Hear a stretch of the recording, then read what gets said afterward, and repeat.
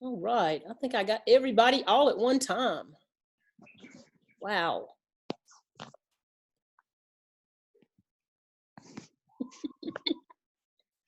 What's wrong, Alexis? My brain hurts. Like, Your brain hurts? yeah. Yeah. I got parts that hurt too, and my brain's one of them. How's your foot? My foot's Now you're okay. trying to be funny. My foot, I'm having a telemedicine appointment about my foot today. Now, I don't know exactly what he's going to be able to tell about my foot from a teleconferencing medical appointment, but we're going to try it. I wanted to go. I wanted to like twist it all around and see if it looked like it was working right. Oh yeah. Anyway, how you guys doing? You had a weekend? Did it help? Yeah. It helped? Okay.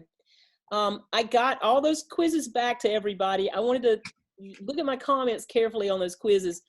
You need to know the difference between a sequence and a series. When we started off, when we had an nth term of a sequence, it either converges or diverges. It doesn't have a sum. That's not what it's talking about. So the one big thing we had in that section was if you raise something less than 1 to the nth, it went to 0. If you raise something bigger than 1 to the nth, it go in absolute value, it goes to infinity. So you were just really looking to see where the sequence. The one that the most people had problems with was that 1 plus 2n to the 1 over 2n or something like that. That's just, think about that as a L'Hopital's rule, where we had to apply the log to both sides and just take the limit. That's what we had to do in that one. All the ones that you were told to write the nth term looked good. After that section, we went on to series. Series are, whether they converge or not, are dependent on what we call sequences of partial sums. And those partial sums form a sequence. So we're going to have a lot of tests for series. The easiest ones are geometric series and p-series, frankly. And that's what we've been relying on for this next homework. So my question is this. Yeah. What? Like, I guess when I was doing this, like you said, like we weren't doing the series but they looked like it. Yes, they look like the nth term of the series, but they didn't have that sigma. Let me share the screen and let's talk about that for a second, because that's a good question. But I was just like, well, this is a geometric series. Well, it looks like it's what we derived the geometric series from. So let me just let's just look at it. Okay, come on, I'm ready.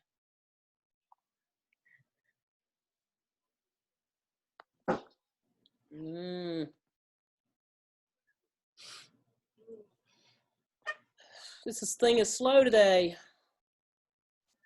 Your meeting should start in a few seconds. Good, there it is. Okay, so guys, let's talk about that for a second. This is where I left off the other day, but let me just address Alexa's question. In that first section, we might have been looking at something like this, 2/3 to the nth. That's just an nth term of a sequence. So the members of the sequence there, if we start at 1, are 2/3, and then the next one is going to be 4/9, and the next one is going to be 8 27ths. If we want to know if the sequence converges, we look at the limit as n goes to infinity of this term right here. And we had something that looked a lot like geometric series. If this thing is less than 1, this does go to 0. It converges, and it goes to 0. Now, we use some of this to talk about series, but here's a series. 2/3 to the nth from n equal 1 to infinity. That's a series. When you have a sum like that, it's different from just the sequence. And that a series converges if its sequence of partial sums converges. Now, and then we got a rule that said, you know what, this is a geometric series, isn't it? Because if you wrote out the terms here, let's just write out some now, it would look like 2/3 plus 4/9 plus 8 27ths plus 16 over 81. The question is, does that sum reach a limit? This is really important, okay? We have devised a test for it now. It is a geometric series because what's A in this geometric series, guys? Well, A is 2/3, and what's R? 2/3. R is 2/3 as well. So this thing does converge because the absolute value of R is less than 1. And that came from what we were talking about here, but that's what we're talking about. Now, when we talk about whether it converges or not, we're not always able to find a sum. But if we did the sequence of partial sums, the first one would be 2/3. The second one would be 2/3 plus 4/9. The next one would be 2/3, whoops, wrong. 2/3 plus 4/9 plus 8/27, and so on. That's what we call the sequence of partial sums. So if I were to add, if that was 2/3, if I were to add those up, I'd get something. If I were to add those up, I'd get something. The question is, does this continual summation get closer and closer to anything? Okay, so that's where you get a sequence out of the sequence of partial sums, and that's what sequences have to do with series. But if it's just a sequence in that 11.1, you just want to take the limit as n goes to infinity and see if it converges. Does it go to a constant or does it go off to infinity? And that's what you need.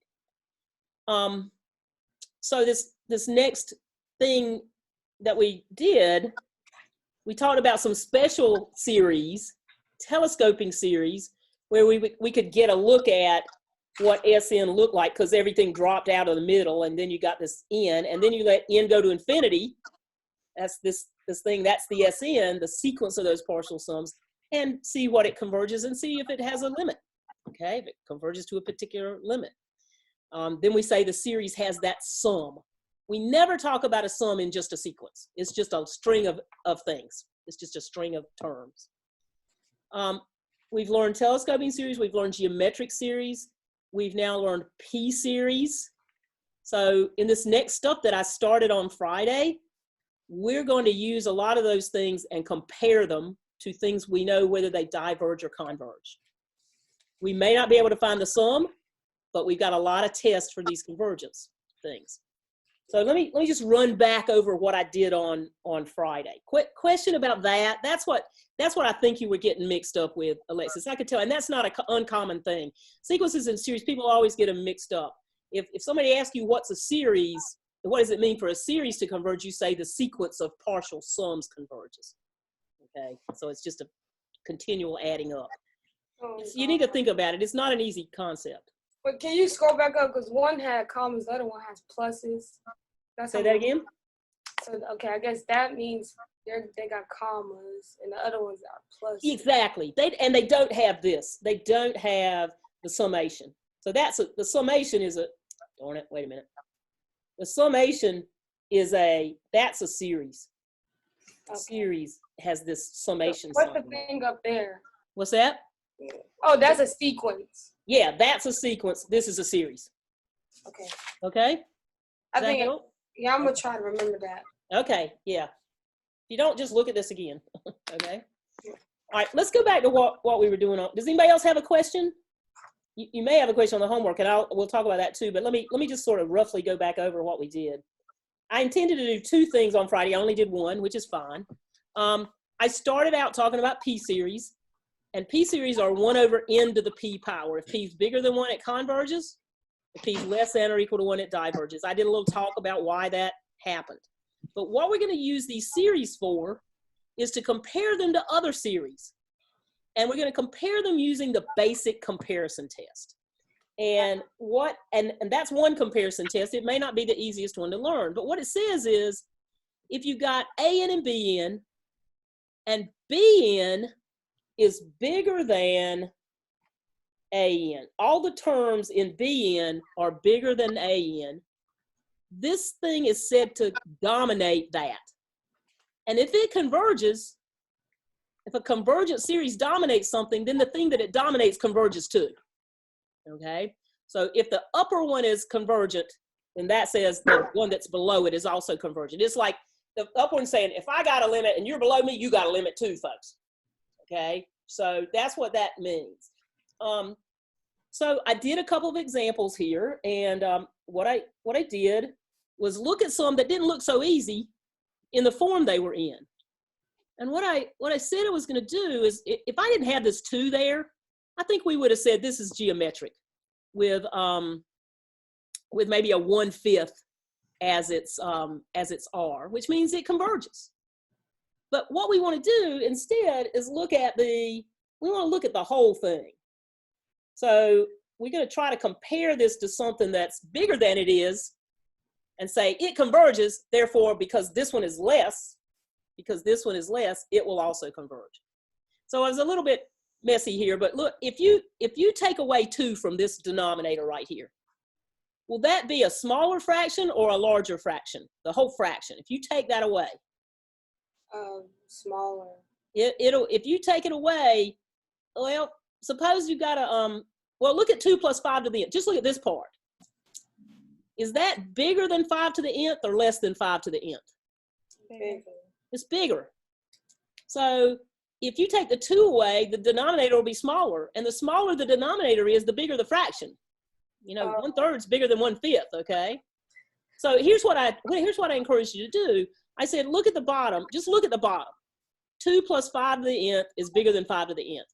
If you flip it, it's just like saying if 3 is bigger than 4, and then you look at 1/3 and 1/4, you'd have to flip it, because 1/3, I said 3 is bigger than 4. Did y'all catch that? It's not true. Okay. If 4 is bigger than 3 and I flip it, 1/4 is less than 1/3. So because I have a bigger denominator, when I flip it, I've got a smaller fraction. So here's the thing. What I looked at was this thing, just this thing right here. That is geometric. It converges. It is every term of it is bigger than every term of this. It dominates it, because this thing is always bigger than that thing, because that has a larger denominator. That means because it's convergent, this one's convergent. Now, let me say something else to you. If that one was divergent, it doesn't tell you anything about the one below it, because if it's divergent and it has no limit, this one still may have a limit. Okay, so it's not, you've got to be careful. You got to have, if you've got a convergent dominating something, it's going to converge. Okay, let's look at another one here. If you look at this one, and let's just sort of forget about the 1 for right now, because I think if I forget about the 1, maybe I can compare something that's a little easier to see. In other words, I can compare maybe these 2 things right here. Well, if that's a bigger denominator right there, when I flip it, that whole thing is going to be less than that. So that's a bigger denominator. It's got a bigger denominator than that one, and this numerator's the same. It's smaller. Bigger denominators mean smaller fractions. Now, if I look at that and I simplify it, that's the end of the 1/2 over n squared, which is 1 over n to the 3/2. P series, that's a P series, guys. So I'm using all these series that I know to compare them to these other series. What about that? Why did it converge? Why do we say it converged, guys? What's P on this one? 3/2. 3/2. And 3/2 is bigger than 1. So what we got is that this one right here converges. In other words, it's got a sum. And if one that's bigger than this one has a sum, then that one has a sum. So we say that thing converges by comparison with, BCT is basic comparison test, by comparison with a convergent series. All right. I have a few other examples here. This is a tricky one here, guys, because you're not throwing away a 1 or something in the denominator, but this is one you're going to see a lot. So the n factorial has a 1, a 2, a 6, a 24. If you looked at the first term, 1 and 1/2, and then suppose you looked at 1 over 2 squared. Well, 4 is certainly less. You got 1/6 is less than 4. This one you got 2 cubed is less than 24. So these are all bigger fractions here. And here's what I'm trying to do, guys. I'm trying to build a p-series that I know what it does. That is a p-series. I'm sorry, either a p-series or a geometric series. This one happens to be geometric with r equal to a half. So we know it converges. Every term in it is bigger than every term in that one. So if this one converges, that one converges. That's what you're trying to look at. Now, the flip side of this theorem says this. If Bn diverges and An is bigger than Bn, say you got something right there, that's Bn right there, and you got a series that's got every term in it's bigger than the Bn, and Bn diverges. Well, if something less than something else diverges, then there's something bigger than that has to diverge too. So that's what you're looking for in that case. So looking at this, if you know that, I don't know what I was trying to say there, but anyway, if it says for every positive integer, An diverges. If this one, what it's saying is this, guys. If you know that the lesser one diverges, then anything bigger than that also diverges. Okay. In the divergent part, you have to have the divergent one on the lesser end. On the convergent part, you have to have the convergent one on the bigger end. That's the way I like to think about it. All right, so let's do an example here. Just look at it again. This is stuff it's not easy, but once you get the hang of it, you'll be okay. Look at that one. If I wanted to compare it with something, I'd say, you know what? I just like that one because I know what that is. What is that? What kind of series is that, guys? P-series. It's a p-series with p equal to what? A half. A half, isn't it? And if p is less than 1, that thing diverges. And you know what? Look what I did. I compared it with that one. Here, this one has a smaller denominator because we took 1 away from square root of n. And if it's a smaller denominator, it's a bigger fraction. And we got something bigger divergent. No, we got something lesser diverging. Anything bigger than that also diverges. So because the lesser one that I'm comparing it to diverges, anything bigger than that also diverges. So that's why we said it diverged by the basic comparison test. This is something that's going to be important to what I do today. This other example. We've got another test that's easier to use than this one. And that's what I'm going to do today. But if you look at this one, I think I could tell what was happening with this one if I just looked at that piece. So I'm going to say, well, hey, let's look at that piece. 3 over 2n squared. That should be a square there. Oh no, okay. Yeah, I compared it to 3 over 2n because what would happen to the n's if I looked at those two together? They'll go away. Yeah, one would go away and I'd get this thing. Now guys, that's a harmonic series. Because if you pull out a 3 halves, you got 1 over n. That thing diverges. Because you can, like I said, you can pull out the 3 over 2 and you'll have 1 over n. We know that diverges. Now we also know that this one we wanted to look at, since it has a lesser denominator, we took away 7, it's a bigger fraction. So there's something less than it that diverges. It's on the top end of divergence, it diverges too. Okay, it diverges. Something that's bigger than something that diverges cannot converge. It's got to diverge too. All right, I'm going to hold on to that last one till later. Let's look at one more, and then we'll go on here. This one looks hard. It looks harder than the other ones we looked at because we don't have any plus or minus a constant we can throw away. Here's where you're going to want to you have to make a little adjustment, and this is a learning curve here. But what I've encouraged you to, what I've said I want you to do here is look at the graphs of log n. It looks like that. That's y equal log n, and that's y equal n. Let's say it's like looking at the line. I'm running out of space here. Can y'all see that? I don't know what's. Yeah, there we go. Okay. So the line is bigger than that. So what that says is that n is bigger than log n. Okay, that's log n is always, you need to know what it looks like because it gets compared to a lot of things.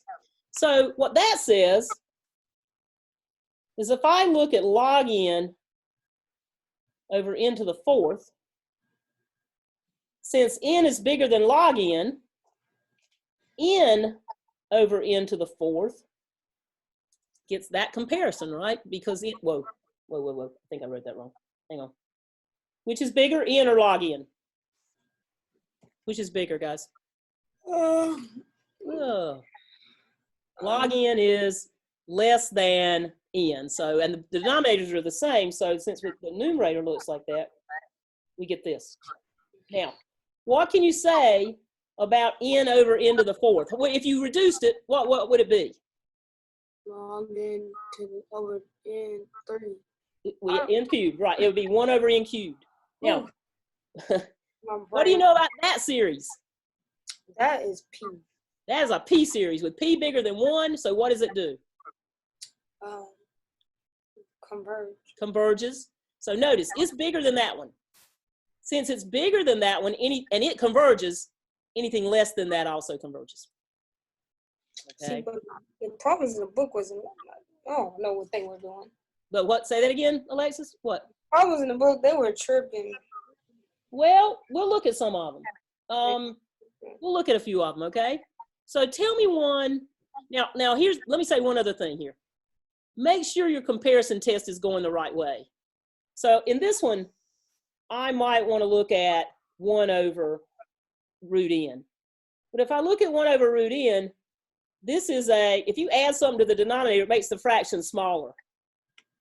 So we get 1 over 2 plus root n is less than 1 over root n. What kind of series is that? A p series. Does it converge or diverge? Diverge. It diverges. That's right. This doesn't tell me anything because it is bigger than that one, but just because something on top diverges doesn't mean something below it can't converge. So what I'm saying is you want your comparison to go the right way. I can't make a conclusion at all about that one. There's a whole bunch of stuff below 1 over root n that, you know, that converges, but that one diverges. One more, and then we'll look at some of them in the book. Look at 2 plus sine n over n squared. What piece of that would be easiest to look at in terms of telling whether it converges or diverges? Sine n. Oh. Well, look, actually sine n keeps changing. So actually I kind of like this one. Oh. Because it's a p series, isn't it? It's a p series that does what? Converge. It converges. So I contend here, guys, that one right there, let's look at that, is less than or equal to, we'll put an n squared, 2 over n squared. And why is that? Well, actually, I'm going to put 3 over n squared there. And maybe you can tell me why I'm putting 3. What, tell me what sine n runs in between. 1 and negative. It runs in between 1 and -1. So what happens is if it's 1, it's certainly less than or equal to 2 plus 1. If it's -1, it's less than 1 over n squared. But this is a p series. All right, this is a p series. And what we said basically was we also would get that this thing right here is less than this thing right here, because of the 2 as well, is less than or equal to 3 over n squared. So it converges. Another one converges. And it dominates this one. So that one converges. That's right. It dominates that one. Okay. When you say converging and diverging, like what does that mean? Like, is it going? It means when you write out all those sequences of partial sums, they're getting closer and closer to something. Look, here's what it means. If I look at if I've used this before, but if I look at 0.66666 and so on, that you guys know that that's what the calculator puts in when you enter 2/3. That says that 0.6 plus a point. If I looked at the first piece, it wouldn't be quite as close to 2/3. But if I look at 0.6 plus 0.06, see, I'm looking at a sequence of partial sums, guys. That's 0.66. This one was 0.6. That's 0.66.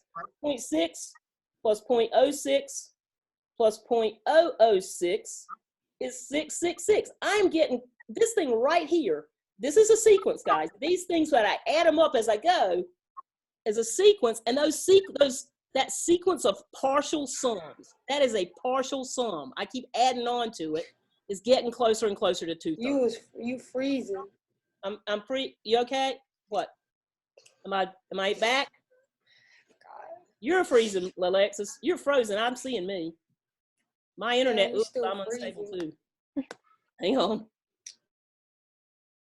I don't think I have. Let me cut this other computer off. Hang on. Maybe that'll help. Okay. Maybe that'll help. Better? Alexis, can you hear me? I think that's on Alexis' end. Alexis is either acting like a statue or she's definitely frozen. Who else is moving?